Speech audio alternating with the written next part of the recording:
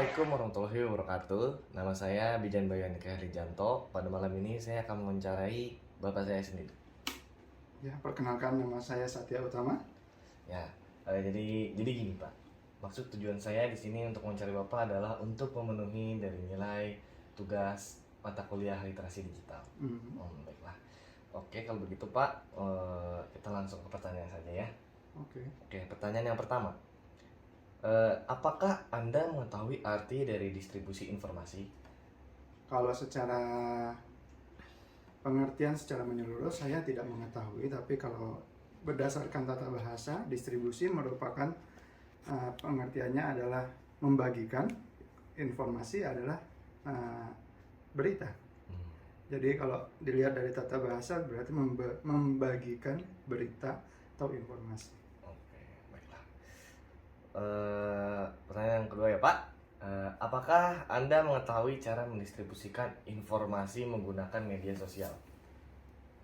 Ya, saya mengetahui bagaimana cara membagikan informasi melalui media sosial, yaitu pertama bisa melalui aplikasi percakapan, misalkan dengan WhatsApp, Telegram, dan lain-lain.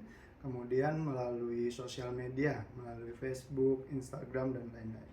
Oke. Baiklah Pak, kita pertanyaan selanjutnya. Apakah Anda mengetahui cara mendistribusikan informasi menggunakan aplikasi percakapan?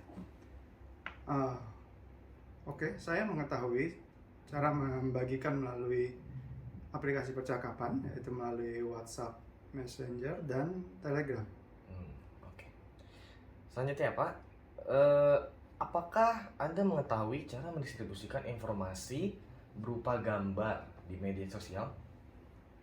Di media sosial, ya, saya mengetahui cara membagikan informasi berupa gambar melalui media sosial, yaitu dengan cara menguploadnya di media sosial pribadi saya melalui Facebook. Oke.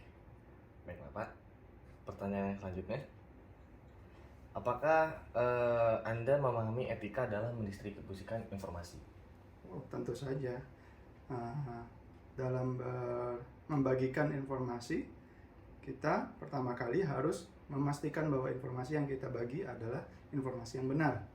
Kemudian tidak mengandung sara, yang berarti tidak membahas, tidak menyinggung terkait suku, agama, ras, dan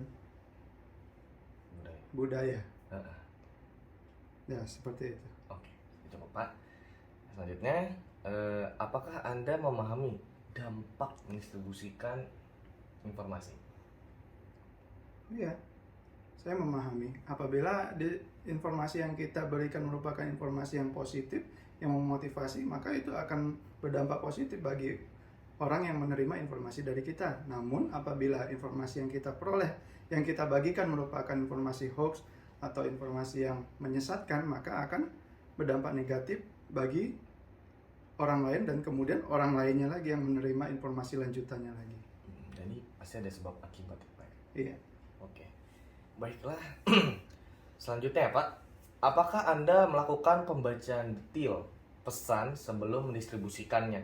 Ceritakan pengalaman atau kebiasaan Anda. Ya, saya pernah menerima informasi hoax terkait, bukan hoax sih maksud saya, informasi terkait vaksinasi. Di situ tertera bahwa vaksin yang dibagikan merupakan vaksin yang tidak halal atau haram. Namun setelah saya membaca itu, saya melakukan cross check, saya melakukan analisis kecil-kecilan, yaitu merupakan dengan menggunakan Google, mencari berita-berita, atau dengan mengunjungi website-website pemerintahan yang memberikan informasi terkait vaksin. Jadi setelah saya melakukan research, ternyata informasi yang saya peroleh merupakan informasi yang tidak benar atau hoax. Jadi dengan itu saya menilai bahwa saya tidak perlu melakukan share atau mendistribusikan informasi tersebut karena akan berdampak negatif bagi orang lain. Jadi dari yang saya lihat di sini berarti Bapak ketika mendapatkan sebuah berita atau informasi, Bapak mencari tahu lebih dahulu ya, menganalisa research dari media-media terbuka lainnya. Ya, karena saya membiasakan harus dalam segala sesuatu kita harus melakukan research agar mendapatkan sudut pandang yang berbeda dan mendapatkan penjelasan yang lebih benar dan lebih utuh. Iya, karena balik lagi sebab akibat. Iya. Oke. Pertanyaan yang terakhir, Pak. Apakah Anda menyaring pesan sebelum mendistribusikannya? Jika iya, bagaimana caranya?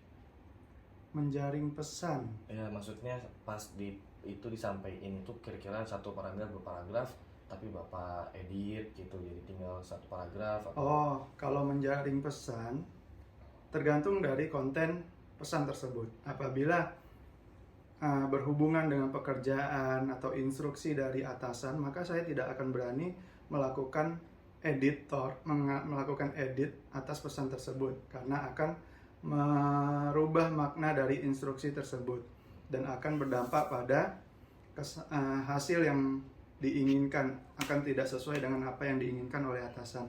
Namun apabila informasi yang saya peroleh itu adalah terkait hal-hal pribadi atau hal-hal yang substansinya tidak terlalu penting, maka bisa saya edit, saya lakukan koreksi untuk lebih melakukan smoothing untuk dari tata bahasa dan dari isi informasi tersebut. Sebelumnya saya ingin minta maaf karena pada sesi wawancara sebelumnya terdapat pertanyaan yang terlewat. Oleh karena itu pada saat ini saya ingin bertanya langsung kepada Bapak. Apakah Bapak mengetahui cara mendistribusikan informasi berupa gambar di aplikasi percakapan? Ya, saya tahu. Bisa tolong Bapak jelaskan? Kalau sharing gambar melalui WA, itu kita tinggal lihat tombol attachment di WA, kemudian kita pilih media gambar, terus kemudian kita pilih gambar yang akan kita sharing, kemudian klik send, kirim. Seperti itu. Oke. Terima kasih banyak Bapak sudah menyempatkan waktunya. Ya. Semoga Bapak sehat terus. Terima kasih. Assalamualaikum warahmatullahi wabarakatuh. Selamat malam teman-teman. Kembali lagi bersama saya Bijen Bayu Andika Herlijanto. Pada malam ini saya akan melanjutkan proses wawancara yang telah saya jalankan. Dan sekarang beralih ke narasumber yang kedua, yaitu adalah ibu saya sendiri. Selamat malam dengan Ibu. Nama saya Ino. Ya, dengan selamat malam dengan Ibu Ino.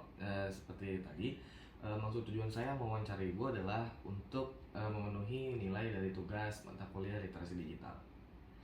Jika tidak berkenan, saya pinjam waktunya sebentar untuk wawancara. Saya sangat berkenan. Oke, baiklah Bu. Kita mulai langsung ke pertanyaan pertama ya. Pertanyaan pertama Bu, apakah Ibu mengetahui arti dari distribusi informasi? Saya mengetahui arti distribusi informasi sepemahaman saya ya. Yeah. Jadi itu memberikan informasi, men-share informasi. Oke, baiklah. Lanjut ke pertanyaan kedua, apakah Ibu mengetahui cara mendistribusikan informasi menggunakan sosial media? Ya, saya mengetahuinya dengan cara forward. Ya. Oke. Pertanyaan ketiga, apakah Anda mengetahui cara mendistribusikan informasi menggunakan aplikasi percakapan atau chatting? Sama aja. Kalau kita ingin membagikan informasi melalui aplikasi tersebut dengan melakukan forward. Dan melakukan forward juga. Ya. Oke. Baiklah Bu, kita pertanyaan yang keempat ya. Apakah Ibu mengetahui cara mendistribusikan informasi yang berupa gambar di media sosial? Ya, mengerti dengan cara mengupload dan memposting. Oke. Selanjutnya ya Bu, apakah Anda mengetahui cara mendistribusikan informasi berupa gambar di aplikasi percakapan atau chatting? Sama aja dengan menekan gambar tersebut dan kemudian di-share forward lagi. Oke, dengan pencet send. Iya, send. Oke. Pertanyaan yang selanjutnya, Apakah ibu memahami etika dalam mendistribusikan informasi? Oh, saya sangat memahami bahwa kita harus mengetahui terlebih dahulu apa yang akan kita bagikan. Tapi kebetulan saya nggak suka sih bagi-bagi. Jadi kalaupun saya dapat, jadi gini, di aplikasi chatting saya, misalkan WhatsApp gitu, saya nggak langsung menerima. Kalau gambar nggak langsung menerima gitu. Jadi kalau saya yes baru saya terima. Jadi nggak semua itu saya bisa terima. Dan kalaupun saya ingin men-share, saya lihat dulu apakah bermanfaat nggak bagi orang lain gitu. Dan apakah ini benar apa enggak gitu.